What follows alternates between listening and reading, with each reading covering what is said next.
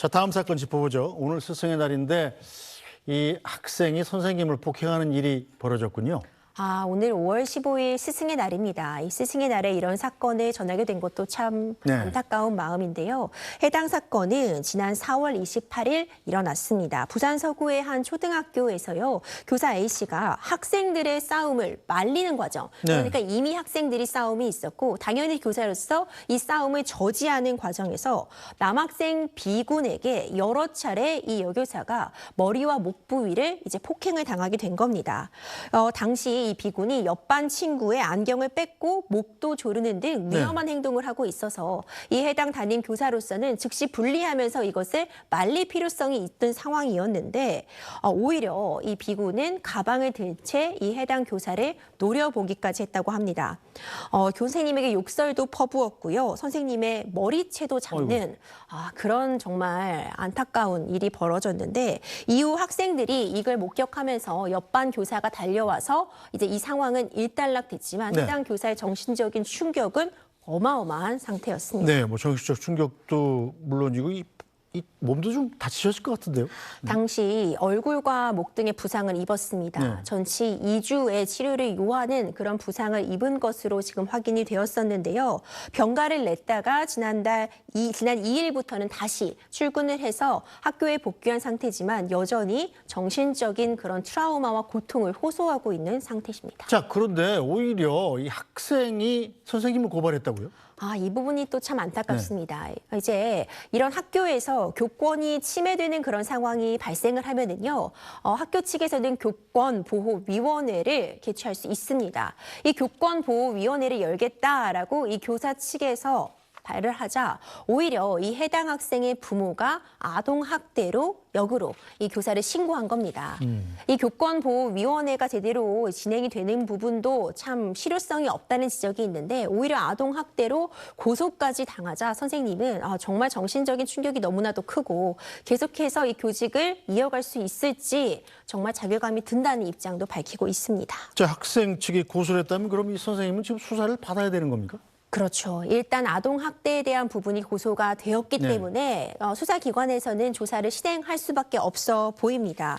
일단 수사가 진행 중인 상황이기 때문에 수사기관에서도 상세한 내용은 공개할 수 없다고 밝히고 있지만 이 일반적인 상황, 이 전반적인 상황에 대해서는 많은 목격자도 있고 정리가 된 부분이지만 이 싸움을 말리는 과정에서 과연 이 교사가 이 아이에게 어떤 방식으로 싸움을 말렸는지 이전에 어떤 내용으로 훈육을 한다거나 지도한 점이 있는지 이런 부분에 대해서는 수사는 진행될 수밖에 없어 보입니다. 자, 그렇게 되면 이 교권보호위원회는 어떻게 되는 건가요? 그대로 추진하는 건가요? 관련해서 이렇게 형사 고소가 있게 되면 교권보호위원회도 일단 잠시 정지가 되는 경우도 있습니다. 그러니까 앞선 이 아동 폭력에 대한 이 고소에 대해서 이 아동학대 사안에 대한 결론을 보고서 교권보호위원회도 결론을 내릴 수도 있는 상황이라 조금 더 사안은 지켜봐야겠지만 교권보호위원회가 실효성이 없다는 지적이 여기서 나올 수밖에 없습니다. 그러니까 교원 측에서 나는 이걸 열겠다 하면은 오히려 아동의 부모 측에서 역으로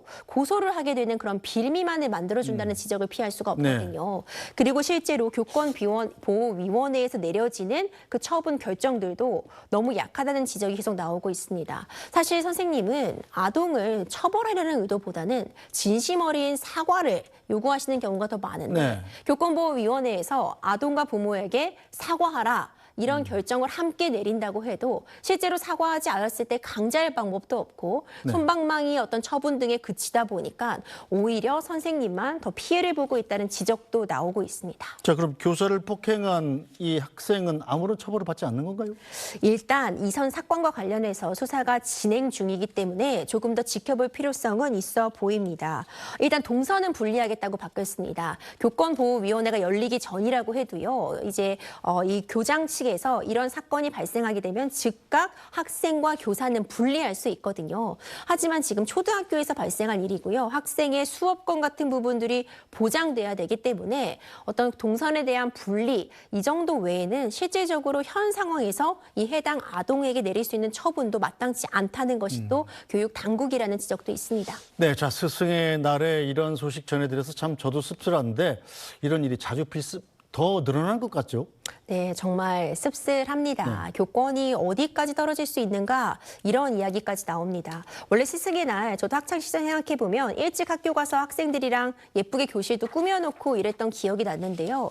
요즘은 오히려 단축 수업을 하고요. 선생님들도 오히려 조퇴를 한다고 합니다. 네. 그러니까 일찍 학교를 나가는 이유는 이런 날 꽃바구니라도 잘못 받았다가 이것이 또 역으로 신고당할까 봐 두렵다라는 어려움을 토로하기도 하는데, 자, 선생님은 예전에는 뭐 그림자도 밟지 않는다는 말이 있었지만 어떻게 가장 안전해야 되는 아이들이 공부해야 되는 학교가 이런 지경에 이르렀는지 참 참담한 마음입니다.